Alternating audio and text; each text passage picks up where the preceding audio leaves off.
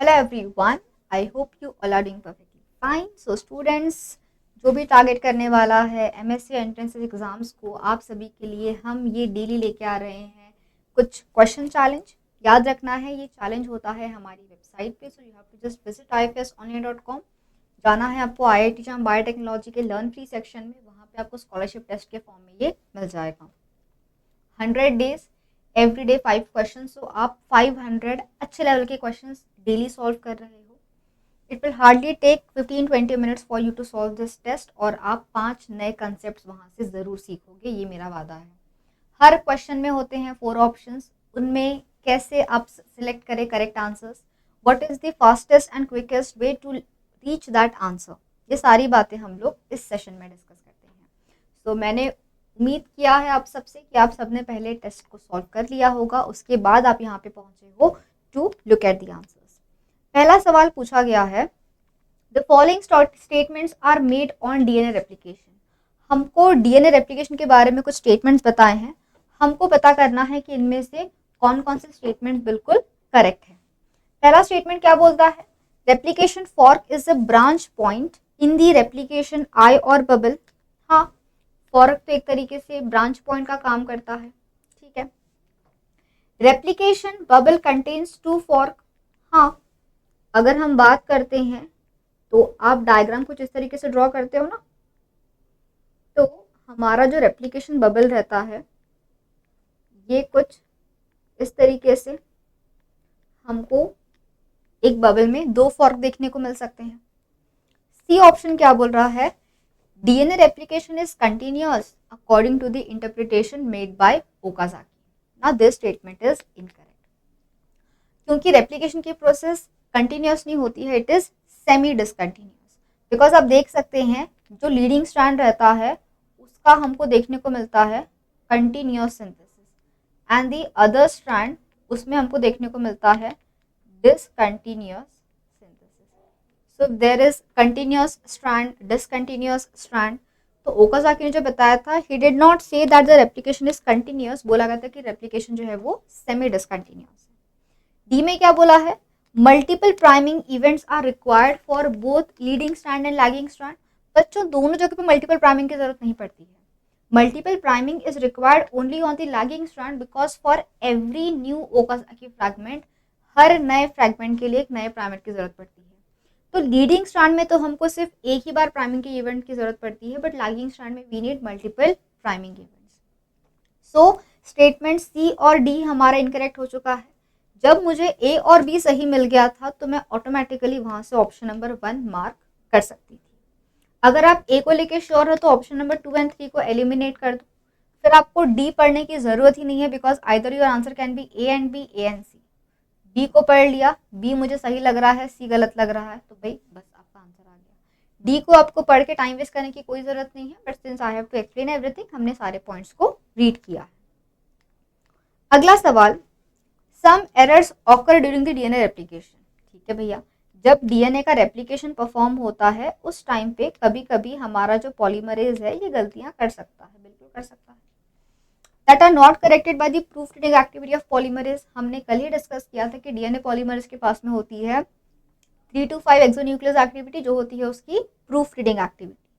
सो वो यूज करेगा activity for correction, but कुछ गलतियों को वो करेक्ट नहीं करता है, कुछ गलतियों को वो करेक्ट नहीं कर पाता है, और उन गलतियों को करेक्ट कौन करता है, so they are corrected by the specialised repair pathways.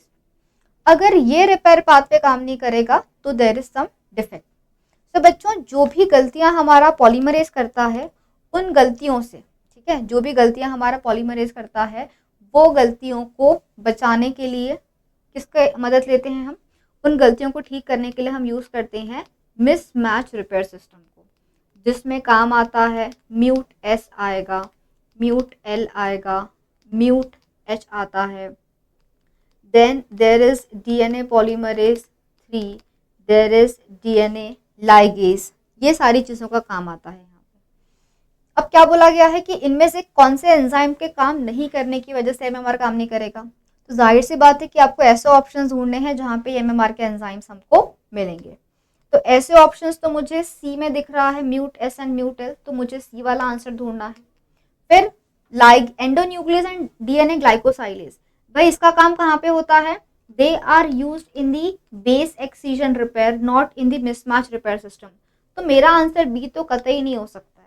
ए में दिया है DNA polymerase 3 and ligase, that is also true. Rec A and Rec F जो है इनका इस्तेमाल हम कहाँ पे करते हैं? तो they are used in the homologous recombination mechanism. So these are some important things about the DNA damage and DNA repair pathways जो आपको पता होनी चाहिए। अगला सवाल, the complex responses to different types of DNA damage in both prokaryotes and eukaryotes fall into 3 categories. जो भी damage का जो रिस्पॉन्स है, कोई भी डैमेज हो उसके अगेंस्ट में बैक्टीरिया या फिर एंजाइम्स कैसे रिस्पॉन्ड करते हैं, क्या वो डैमेज को ठीक करते हैं, नहीं करते हैं, एक्सीशन करते हैं, डायरेक्ट रिपेयर करते हैं, क्या करते हैं, वो आपको मैकेनिज्म्स दिया है। एक बोला गया कि डैमेज को बाईपास कर दिया, इग्नोर कर दिया, उसके ऊपर से चला गया हमारा एंजाइम। एक होता है डैमेज को रिवर्ट बैक कर दिया, मतलब यहाँ पे कोई ऑपरेशन सर्जरी नहीं हुई है, यहाँ पे काटा छाटी नहीं हुई है, सिर्फ सिंगल स्टेप में हमने रिवर्स किया है। थर्ड में बोला है डैमेज को रिमूव किया है, मतलब कि यहाँ पे एक्सीजन परफॉर्म हुआ है। अब आप लोगों को 3 एंजाइम्स दिए हैं और इन एंजाइम्स के बेसिस पे आपको बताना है कि इन एंजाइम्स को हम किस प्रोसेस में यूज करते हैं।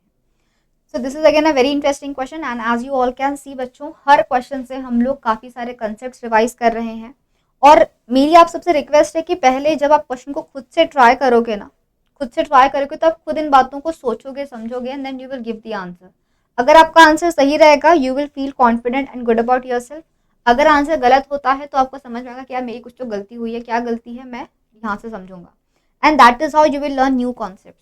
सो these questions are really a boost up for you all, कि ये आपको बहुत सोचने के लिए टाइम देता है और आपको समझता है कि आपकी गलती कहाँ हो रही है, क्या आपने सही अटेंड किया है। तो ये बहुत इंपॉर्टेंट क्वेश्चन है जिसमें आपको काफ़ी सारी नई नई बातें भी समझ में आती है कि अच्छा ऐसा भी होता है। टिप्स एंड ट्रिक्स भी यहाँ पे शेयर किए जाएंगे। So do attend these sessions और जाके टेस्ट ज़रूर सॉल्व कीजिए, फ्रेंड्स को रेफर करो ताकि सारे के सारे एक साथ आईटी पहुँच सको।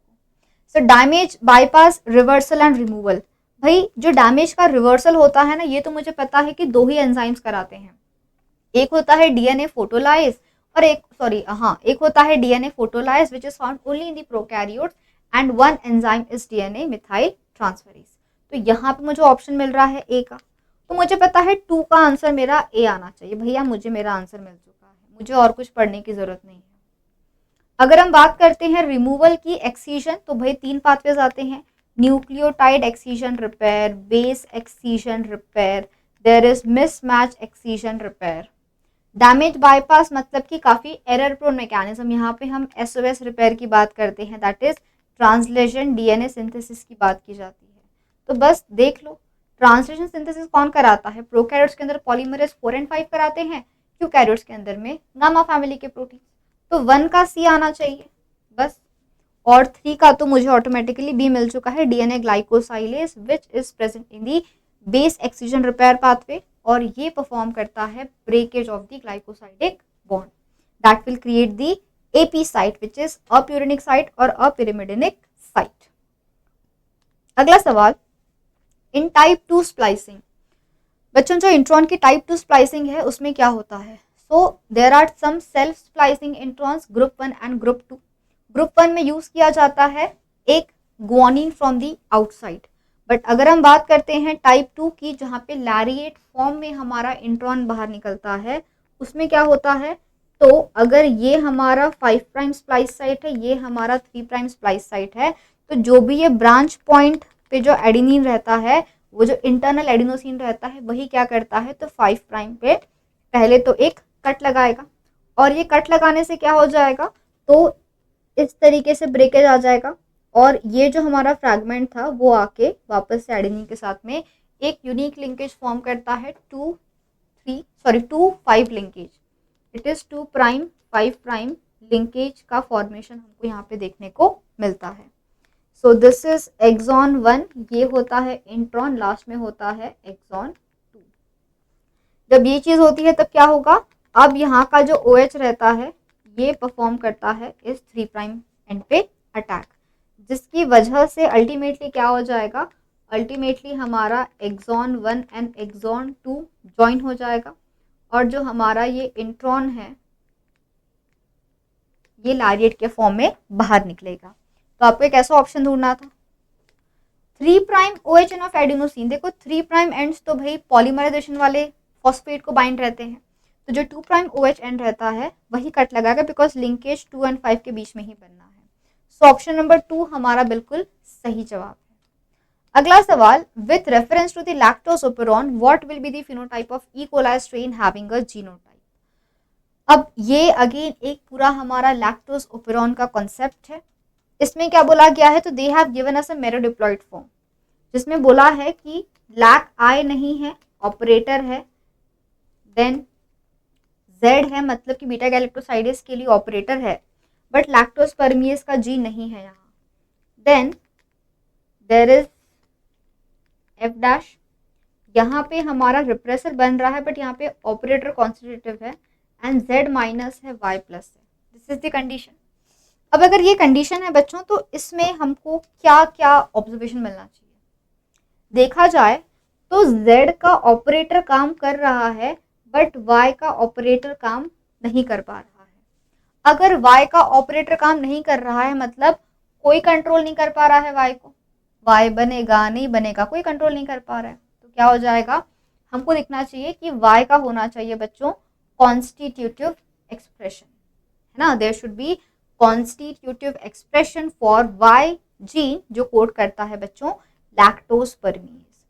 सो we should be able to see the constitutive expression of lactose permease. और वहीं अगर हम बात करते हैं हमारे z की, तो z में आपको नजर आ रहा है कि z का ऑपरेटर है, बट यहाँ पे लैक आई नहीं है। कोई बात नहीं ना, लैक आई तो एक ट्रांस एक्टिंग है, तो यहाँ से क्या बन जाएगा, यहाँ से हमारा रिप्रेसर प्रोटीन बनेगा, और ये जाके ऑपरेटर को कंट्रोल कर सकता है।